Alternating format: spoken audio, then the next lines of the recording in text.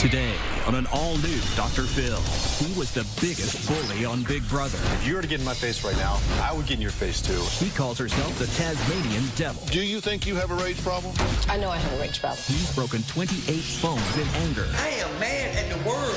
Why do you do it to me? Is there something in their DNA We tested each of you for the warrior gene, that causes them to rage? and the results are in. This is going to be a changing day in your life. Have a good show, everybody. Here we go. It matters to you. That's what I want to talk about. Are you ready in the booth? Let's do it. Go, Dr. Phil.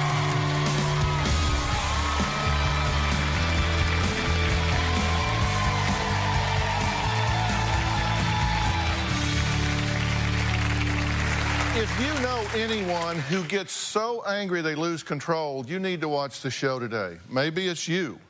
There is now a test you can take to find out if you are more likely to rage than someone else. Now, some scientists say that 1/3 of all men have it in their DNA.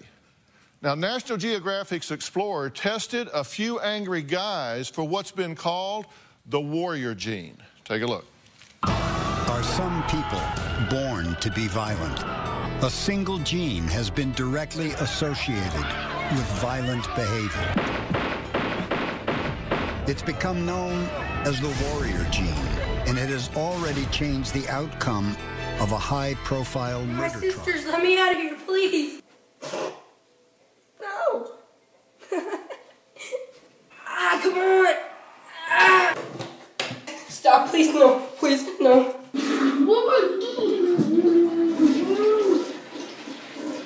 Had enough, please, no. Please, no. Please, no. Stop this. Please, no, please, no. Oh, thank you. Oh, this is a bad idea. Please don't. Alright, yeah, that was funny, but that actually happens to people. That actually happened to my cousin, boyfriend, dad, father's grandson. Yeah, that actually happened to him. And a lot worse of stuff, but he can't reenact that or I might, be dead like he is. Just kidding. But that is terrible, right? There is one more thing that I could show you, but it's going to be pretty risky. And they actually did it at my house while I was watching. His sisters did it to him. And it was terrible. I mean, bad. Alright, so this is it. Look and stop.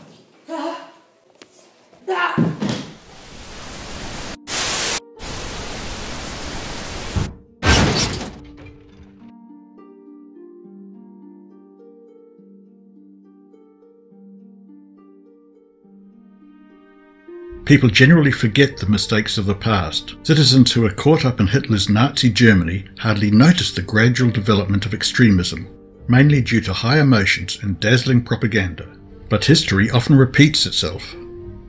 FEMA plastic coffins, detention centres, armoured checkpoints and armoured military vehicles for civil purposes are well-documented facts, and witnesses who have worked for the United States military claim stores of guillotines located in Fort Lewis military facility. The latest revelation of Obamacare sanctions death by guillotine, code ICD 9E978. However, Obama was only following the mandate of the World Health Organization, one of the specialized agencies under the United Nations. Is the United States government getting ready for a fascist quasi-dictatorship involving forced religion?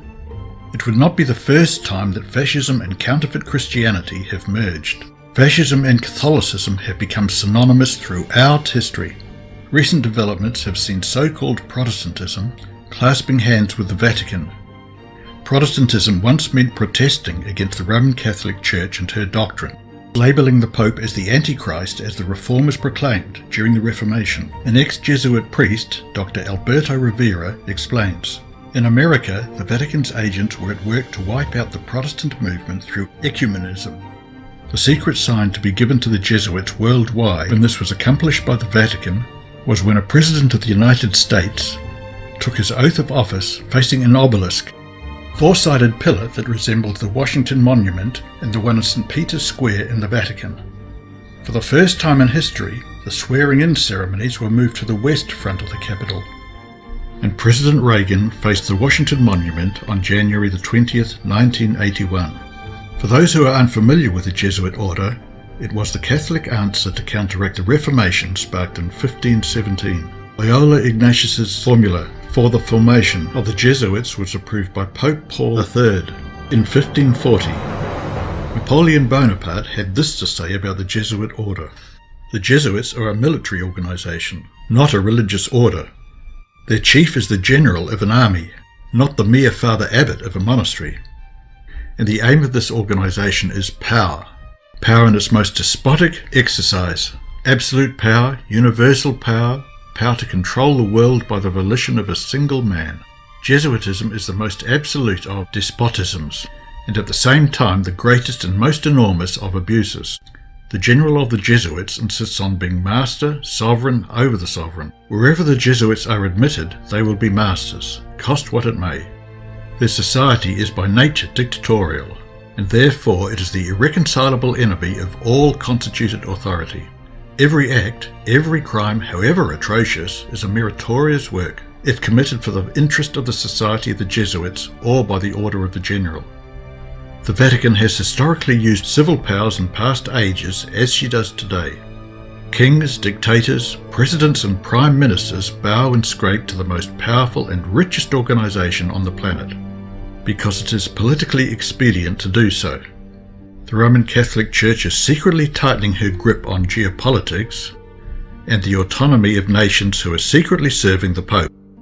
Pope John Paul II and President Reagan worked together, bringing about the collapse of the Soviet Union, with the first blow being the breaking down of the Berlin Wall. After years of the Vatican being accused of being un-American, the United States and the Holy See announced the establishment of diplomatic relations on January the 10th, 1984, under the Reagan administration. The Senate confirmed William A. Wilson as the first U.S. ambassador to the Holy See.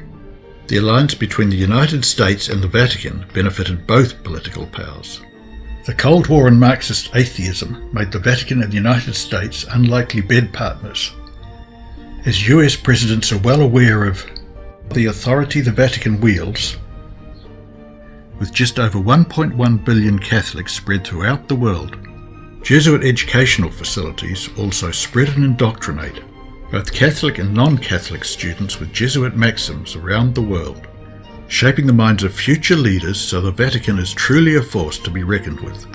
Some idea of the real estate and other forms of wealth controlled by the Catholic Church may be gathered by the remark of the New York Catholic Conference, namely that his church probably ranks second only to the United States government in total annual purchase.